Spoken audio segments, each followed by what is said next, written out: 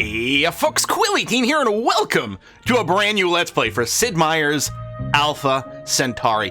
One of the greatest games of all time, and I recently just started playing some Civ 4 again, and right away people were like, oh, you should also do some Alpha Centauri. I'm like, yes, you're right. I've just finished basically recording the Civ 4 Molly run, which was a heck of a lot of fun. I don't want to spoil anything because it hasn't all gone up yet. And I might start putting this up sort of in parallel or something like that. Alpha Centauri, originally came out in 1999, and later that year, an expansion called Alien Crossfire came out, which adds some extra tech and wonders and some buildings and more sort of aquatic city placements and various things like that. And it is quite good. I'm going to be playing with the original factions from the original base game, just because I think they're really swell. If you didn't know, this is basically a follow-up to Civ. I think originally like kind of a follow-up to Civ 2 or something like that, and is kind of what happens after you win a science victory. You go to Alpha Centauri, and here we are on the flip side. So we're gonna go ahead and get a game started. There is a sort of a fixed map called Planet here, which is basically like playing on an Earth map, and it's pretty good, but we're going to go with a random map. I'll hit the customize random map button, but basically we're going to be going with the defaults. I will go with a larger planet over here. Not huge for the first one. Maybe we'll do more than one Let's Play and we'll see, but we'll go large planet, that's good. And otherwise I'm going to go middle of the line, but I did want to showcase the options for ocean coverage. I love that it gives you the preview over here, just wonderful. So we'll go 50 to 70%. Erosive forces, strong, look, you can see the extra moons, it's very cool. Strong erosive forces means the land is going to be more flat, less rocky, and then weak would be the opposite, very rocky. So we'll go average. Native life forms, so how, native life forms are sort of the equivalent of barbarians, sort of, in Alpha Centauri, but not really. They are much more important to the story, and play a major role throughout the entire game. Again, we'll just go average here. Cloud cover, I believe dense cloud cover means a more rainy and humid planet. Sparse would mean a very dry planet. Again, we'll go average here. And then for difficulty, I was thinking we go librarian. I think, is talent the baseline? I don't know if talent is the baseline or talent is the AI gets a slight advantage. Now, in these older Civ games, as well as Alpha Centauri here, the difficulty level isn't quite just making the AI harder, or like stronger and giving them advantages. It actually makes the game a little bit more difficult for you in a variety of different ways, including how many citizens you can have per city before they start to become unhappy, that sort of thing. At the higher levels, it becomes much more difficult for you to maintain that. So it gives the AI an advantage and also gives you a disadvantage. So it's a little bit harder to say, well, this is the baseline. Talent is pretty even between you and the AI. I think the AI gets a slight edge. We're gonna go to librarian though. Hopefully I don't get booped. We're gonna customize the rules, and I'm gonna hit standard rules to start off with over here. So this enables all the victory conditions. So we can win by transcendence, we can win by transcendence is basically the science victory. Conquest, kill everyone. Diplomatic, actually, sorry, it's not kill everyone. It's own a certain percentage of land and population, which is nice. You don't actually have to go and whack-a-mole every last little city. It's a little bit like, in Civ 6, it's, own every capital, except these conquest victories, which I think existed in this form up to Civ 4, where it's kind of just own a certain percentage of the territory. It's kind of nice. It's a lot less fiddly to do things, but it still feels like at that point, yes, I have definitely owned, because it's not owned like, it's something like maybe like 60% of the land and population, which is pretty substantial. So you definitely feel like you've won by that point, which I like. Diplomatic victory. Economic victory is interesting. This is one of the things that is kind of unique to Alpha Centauri, which I like a lot. And basically, you have so much money that you can just buy every city in the world. Love it. Cooperative victory, I can't remember how this works. I think it's because I think you can make permanent alliances. I'm not sure. I'm tempted to put on do or die. Don't restart eliminated players. Because if a player gets eliminated early enough, the game will respawn them with a colony pod somewhere else in the world so they can reset themselves. They're still going to be small and behind. They get to keep their tech, I think, but I guess I'll leave the default. The other thing I'm considering, so there's blind research. So this is interesting, and it's probably the area of Alpha Centauri that people are most split about. With blind research turned off, you get sort of your standard Civ experience, where whenever you finish a technology, you get a list of technology shown to you that you are able to research. It's very much the normal way. I don't think you can access a tech tree inside of Alpha Centauri, although it does exist in kind of the background, or you can look up the tech tree graph and keep it in your other window or load it up on your phone or something like that. With blind research, it's different. You don't set precise research goals, and it is the default intended way to play the game. In the expansion, the aliens are the only ones with blind research turned off. Spoilers, there's aliens in the expansion. I think I'm going to leave blind research on. It does make the game harder, but I think it's a cool kind of mood. And people say, wow, it's a future setting, and, we should be able to rebuild technology by knowing what we're looking for. Yeah, sort of. I always think, we know what we're asking for, right? We're asking our scientists to develop better lasers and better armor and these sorts of things. We just don't know what's going to come out first. So we'll leave that on. I think it's good flavor, but it will be a challenge. And then no Unity survey, so we're going to start without the map exposed. When I do play on the map of planet, because it is a fixed map, sometimes I like turning that off, because in that case, I know the assumption is maybe you know what the world is supposed to look like. And I mean, if you've played on the fixed map of planet enough, you will have the map memorized, so you could just turn that off. But yeah, we'll go in full mystery here. That seems okay. So these are the standard rules, so we're going to do that. Now, the expansion adds 7 new races, and some of them are very, very interesting. Some of them are very powerful. Some of them are kind of weak sauce. It's a little bit weird, some of the balance, but they are very interesting. However, we're going to be playing with the original OG 7 factions. They have great stories, and they're a lot of fun to play. I have previously done a Let's Play. Again, this is all a long time ago, as Guy's Stepdaughters, as well as Morgan Industries. So I'm going to play with probably the one I've played the most as my own when I was, playing this game full time, which is University of Planet here. The other thing I was considering is a playthrough as the Human Hive, which I haven't played as much, but they are quite cool to play. But yeah, well, let's just play with the tech heads. So if we look at the info here, so we're going to be playing as Dr. Prokhor Zakharov from the Russian Commonwealth. Our agenda is research, and our tech that we start with is information networks, which gives us access to the network nodes, which also we get a free network node at every base. So basically we get a free library, free research lab at every base the entire game. It's very useful. We also get a slight tweak to our social engineering. We get a bonus to research and a penalty to probes. So probe is espionage. So it's very easy for people to spy against us because we're so open with our tech. We get a free tech at the beginning of the game, and we get an extra drone for every 4 citizens. So drones are unhappy people.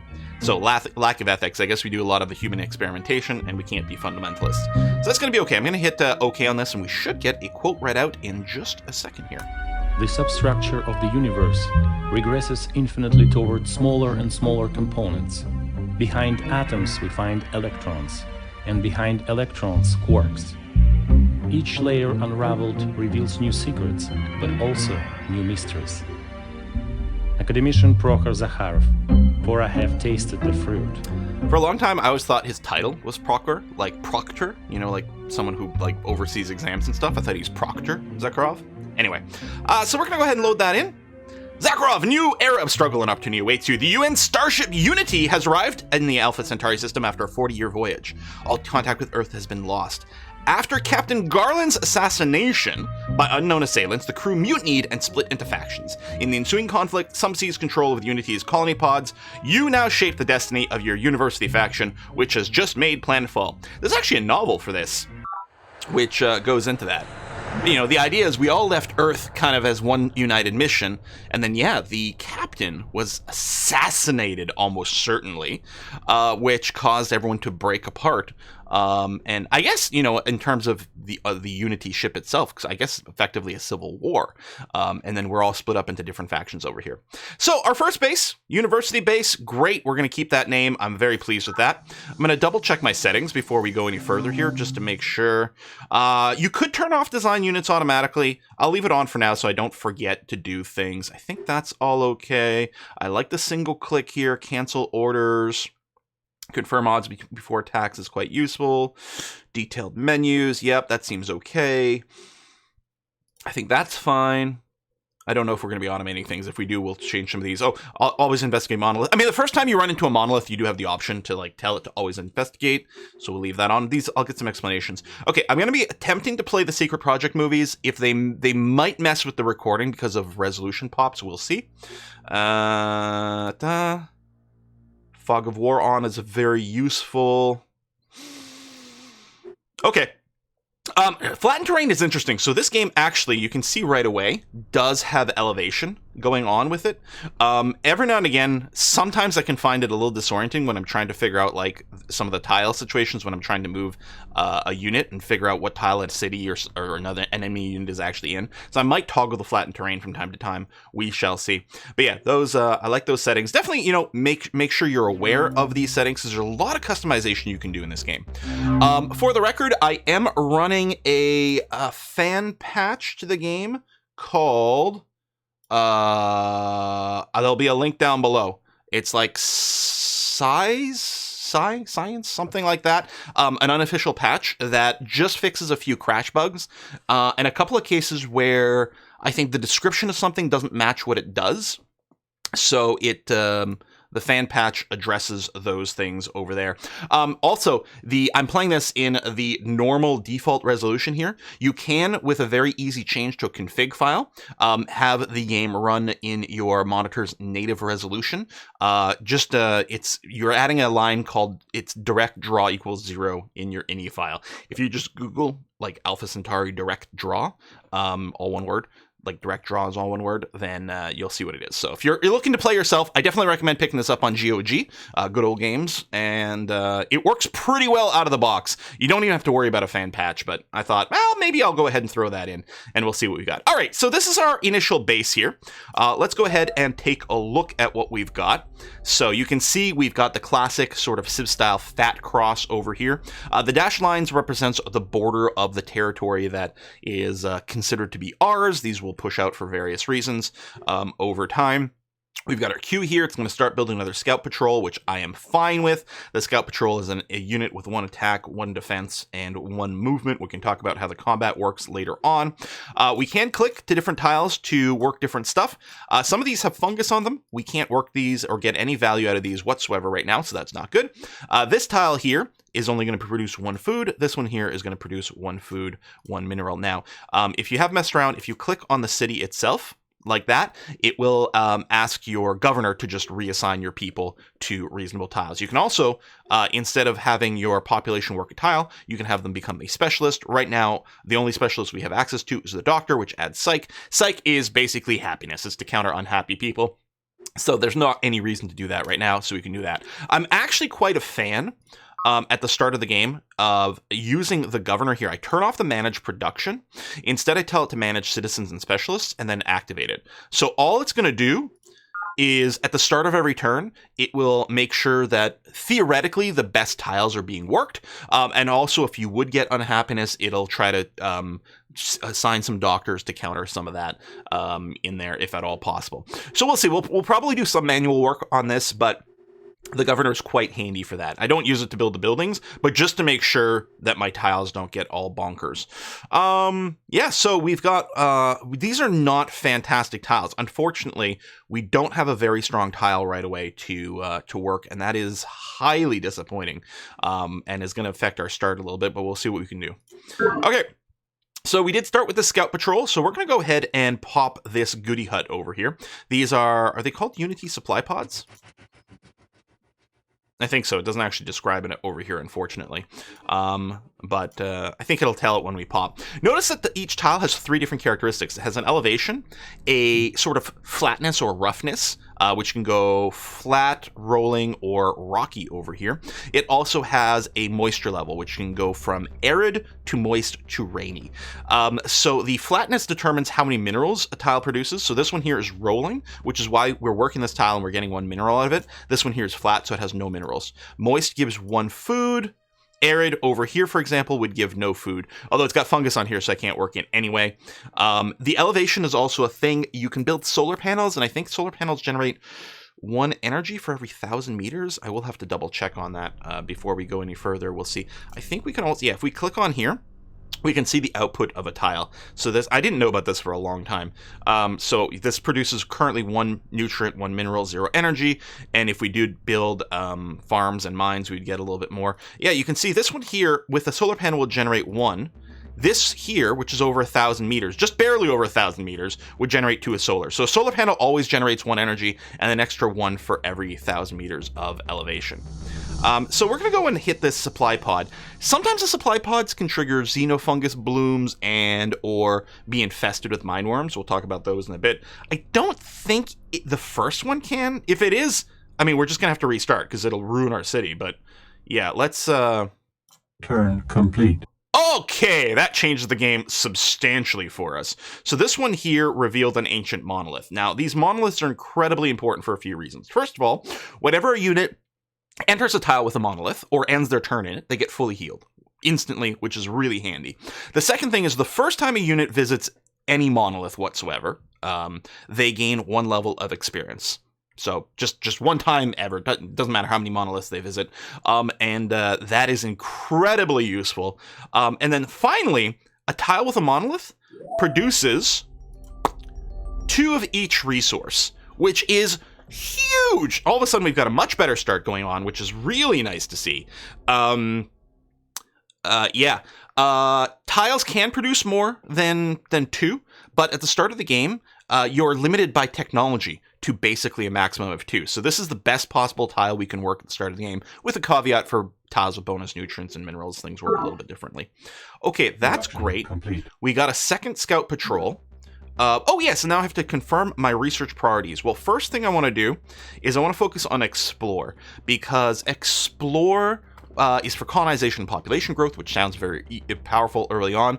Most notably, explore should lead us to Centauri Ecology, which lets us build formers, i.e. like terraformers, i.e. like workers, builders, that sort of thing, to do terrain improvements. So we're going to focus on explore to start off with.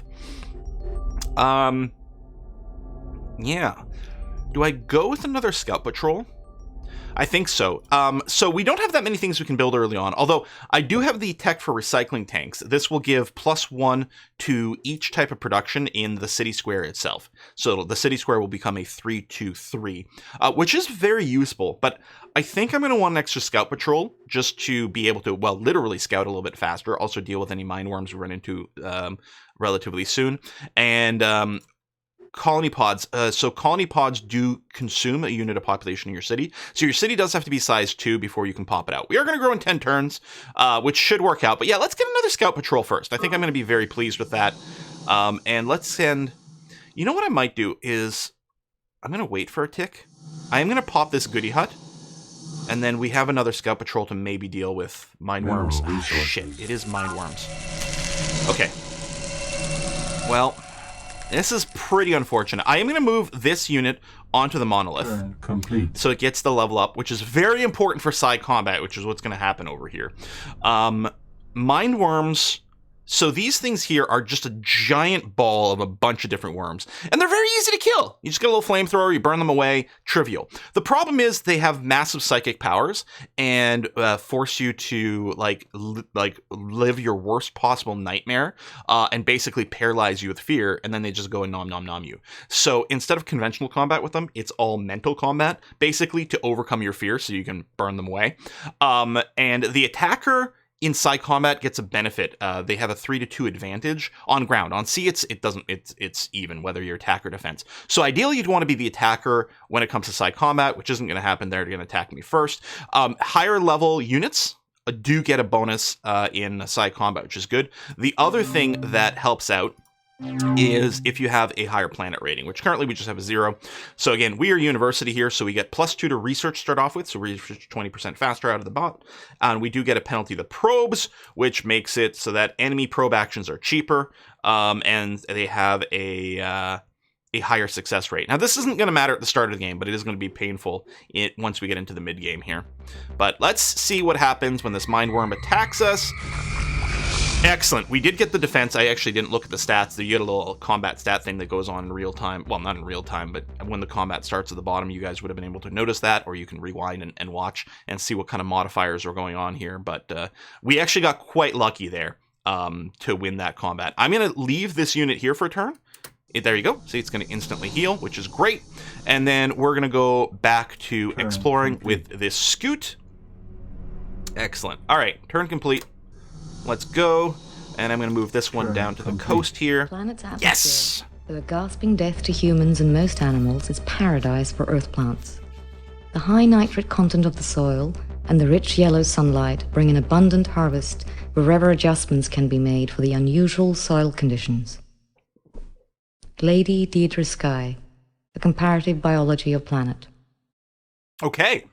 So, first of all, now it does mean we do get nutrients out of fungus squares, but probably aren't going to be working them anyway. They're not going to be that strong. It does unlock, so base facilities are things you can build in the base. In this case, it's actually a wonder, or what they call a secret project in Alpha Centauri here.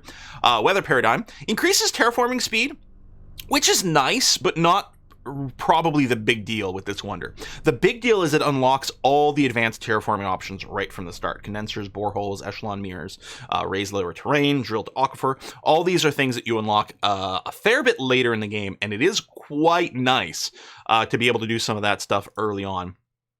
We'll see. But the big thing for us is we are now going to have access to formers. So we have access to the terraforming unit, which can be added to units, and then it leads to other technologies. I don't know if we're looking for anything specifically quick over here. If we kept going down Explore, eventually we get Centauri Empathy, which unlocks the green social policy, which is very nice, but not necessarily something I think we need to rush right away. So we'll probably change our research priorities. We are going to take a look at the new units our engineers have proposed. And basically, they're just proposing a former here. So a former is, so by the way, in Alpha Centauri, if you haven't played it before, you do design all your units like this. There are no fixed unit designs in any way whatsoever. There are a number of chassis you can unlock. So right now we just have the infantry chassis, which is a movement rate of 1. And the equipment over here, we can have guns, and we can have colony modules and terraforming modules. So the terraforming unit over here is what we just unlocked. And so by putting that on this, we get ourselves our former, and we've got nothing else special unlocked currently. So that's going to be fine. So I'm thinking about switching over to Discover. We might be able to use this to hit Secrets of the Human Mind, which the first person to discover that will get a free tech. I think this is also the route to probe units, which is nice. I am wondering about, as well, build for a little bit of wealth and infrastructure. I mean, pure knowledge does sound like the sort of thing we should pursue as the university, but I don't know. We could set 2 priorities, you know, just work both of these. I don't know. I don't remember. The downside to the blind research is I'm maybe even more blind than I might be if I'd been playing this for a while, because I would remember what techs were in various categories here. I don't know. Let's run a round of Discover and see what it does. Hey, we discovered the first technology on planet here. So I love that we get this monument, sort of reminiscent to the old school Civ Palace kind of thing, which I think is what it's there to represent. So yeah, you list your achievement there. The first time you do a thing, and it will also note if you're the first person to do it, period. We're going to stay out of the Xenofungus. Well, are we? Production complete. So when you enter Xenofungus, it has a chance of spawning a mindworm.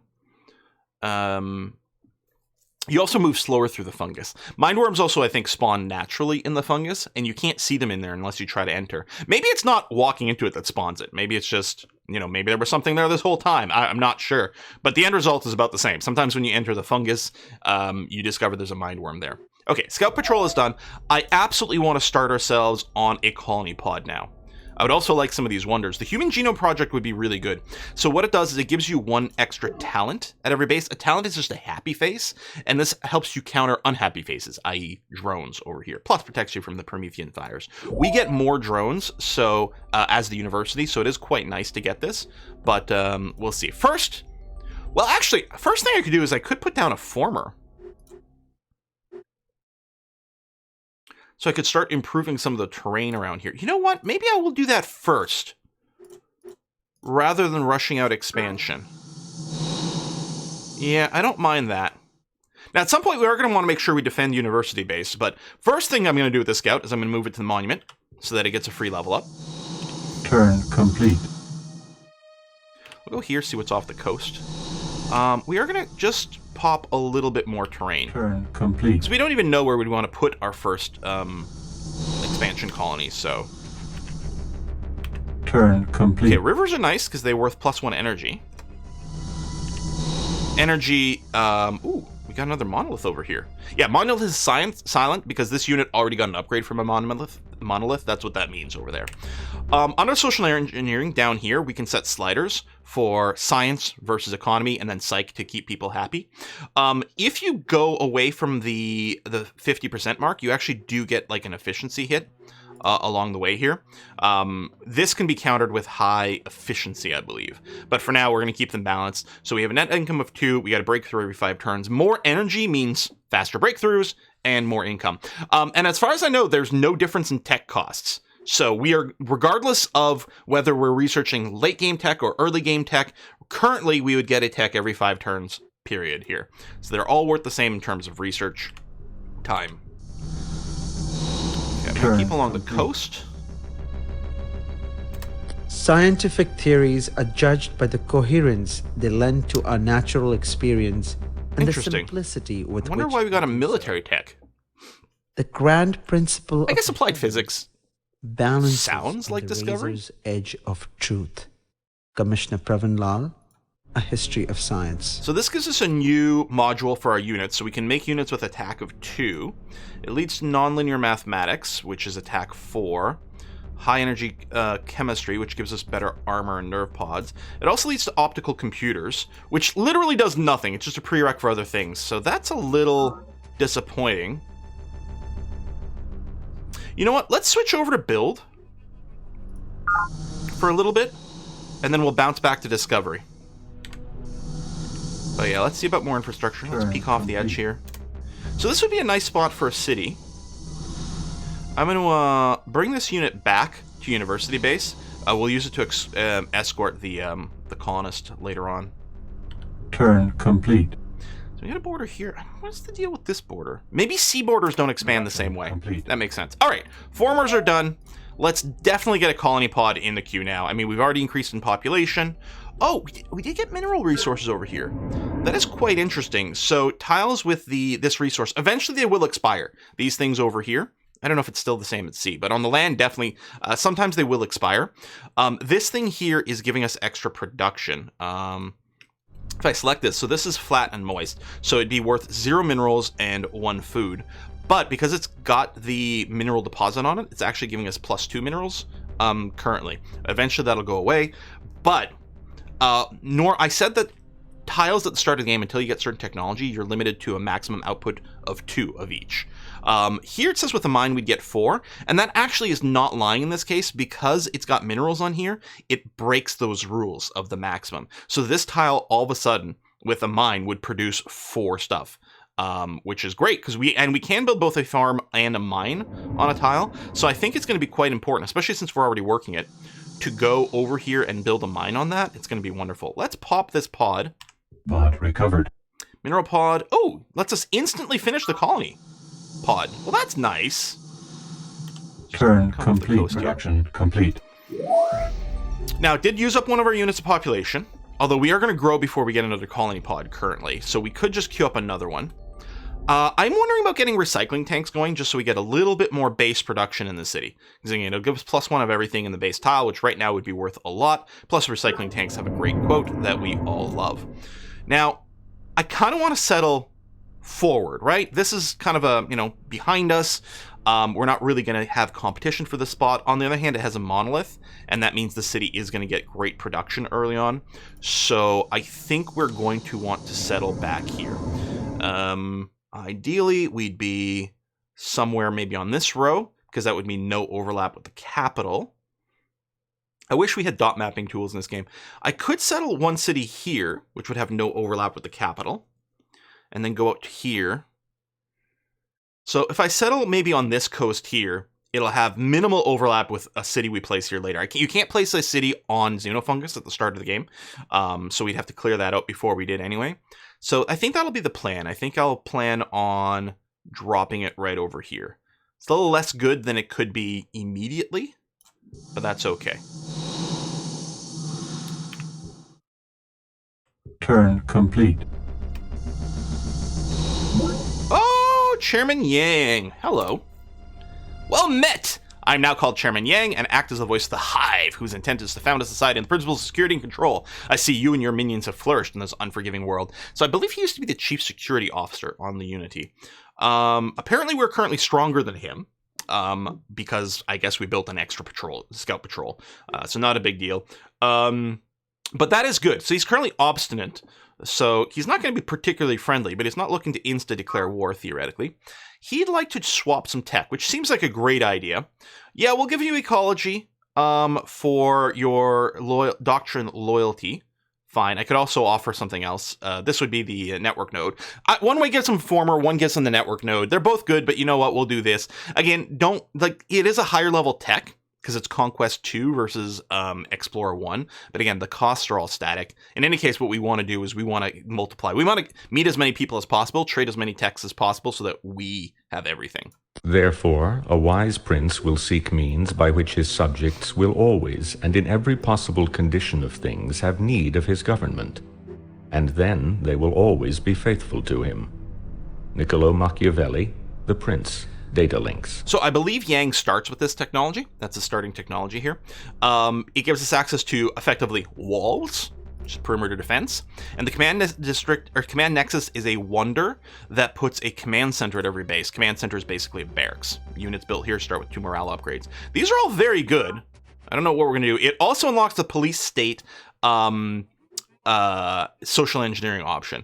So if we were to run this, it would give us +2 support, which means we could have more units for free per base, which we haven't talked about yet, but it is quite powerful.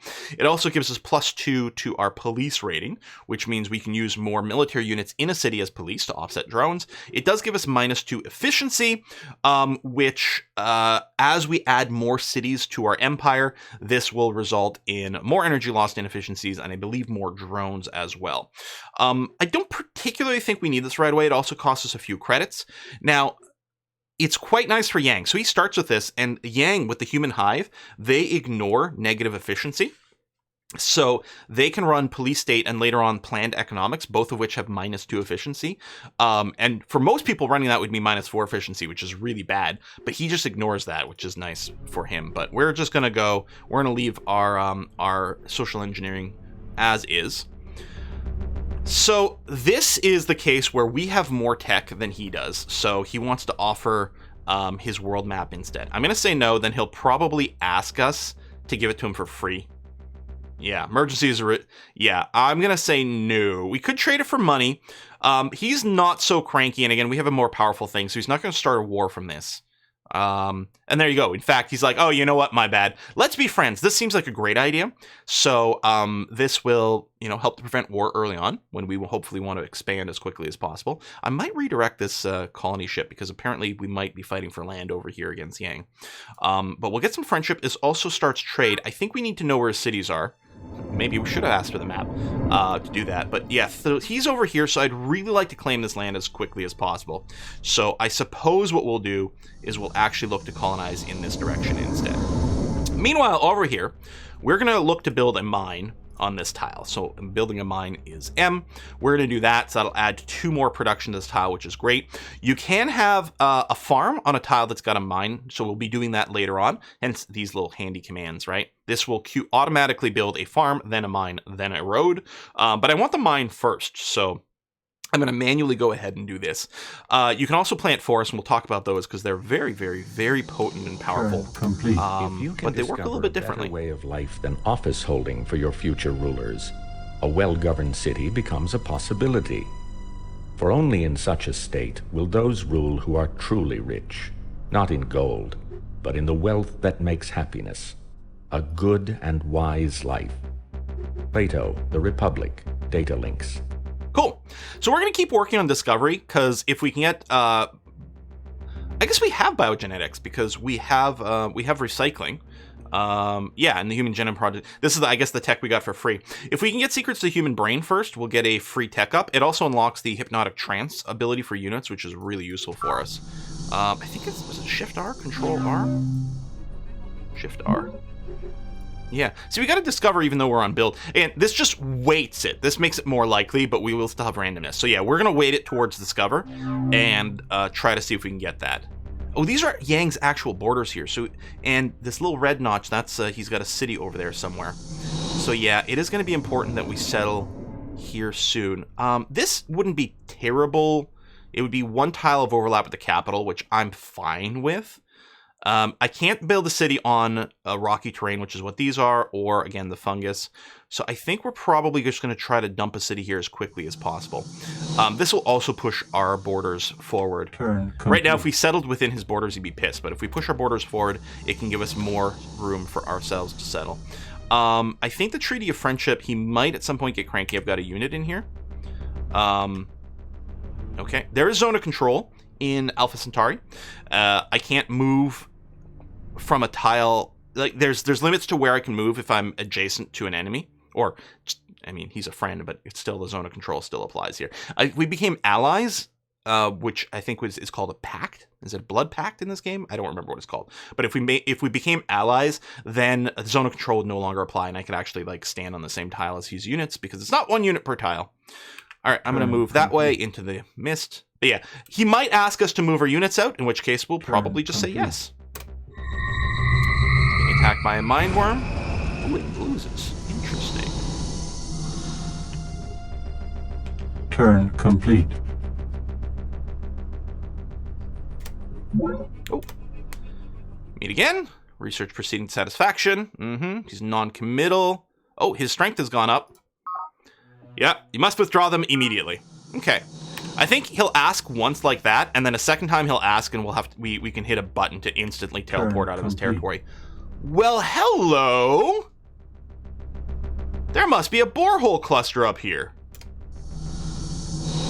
Bot recovered. Ooh. And an alien artifact, which we can send at any base containing a network node, which all of our bases contain network nodes for free all the time. Do I want to change my placement? No, I think I'll still place here. Experimental protocol. There you go. So it's first base since planetfall. Yang already settled ages ago. I think Yang starts with a colony pod at the start of the game. Okay. We do have a mineral-rich tile here, which is going to be great. It'll grow quickly. We are going to build a couple of scout patrols at least here. Turn complete. And you can see it push the borders back. Production complete. Okay, yeah, build me another scout patrol. I think I'm just going to leave this one in the city. Oh, right, and there was an escort as well. Yep. Borehole cluster. Okay, so there are a number of, well, they're basically like wonders, like natural wonders. These landmarks, these areas in the world. And if you play on the map of planet, they're in fixed locations. So they all work a little bit differently. This one literally just has some borehole clusters down on it. And a borehole is kind of insane because, so this tile, it looks like it produces 0 nutrients, 2 minerals, 2 energy. It actually produces 6 minerals and 6 energy. But again, right now at the start of the game, we are capped. We can only get 2 out of every square, except for these very special squares with the nutrients and the minerals on them. This is going to become nuts later on. It's still not bad at the start of the game. It just sucks that we don't have more food from this, but does become absolutely nuts later on in the game, simply by virtue of that huge production. So we're going to go and put our cut in here for the first episode. I'm very excited for this game. Running into Yang right away might be a bit awkward.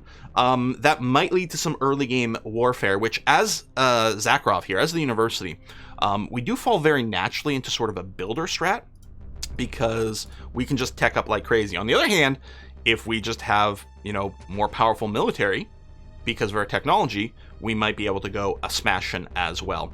But to start off with, we are going to be prioritizing just getting some colonies down and getting things started up as much as possible. And yeah, a few scout patrols right now just to make it so he stays a little chill. That's good. Our score is already pretty decent. It's heavily weighted by technology, this score that you see there. So, and we started with the a bit of an advantage in that respect. This monolith here is also going to be huge for early game. Folks, thanks a lot for watching. If you are new to the channel, of course, do make sure to subscribe, hit the bell, like, comment, things, whatever. And otherwise, I'm going to see you guys in the next episode. Bye-bye.